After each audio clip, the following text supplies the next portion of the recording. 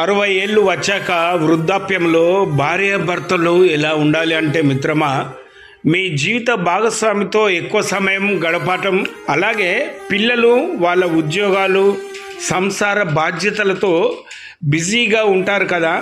మీకు ఎప్పటికీ తోడుండేది మీ భార్య లేదా భర్తనే కదా.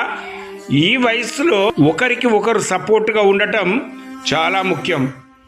ఇద్దరు కలిసి గడిపిన పాత రోజులను, మంచి మంచి జ్ఞాపకాలను సరదాగా జ్ఞాపకం చేసుకోవాలి.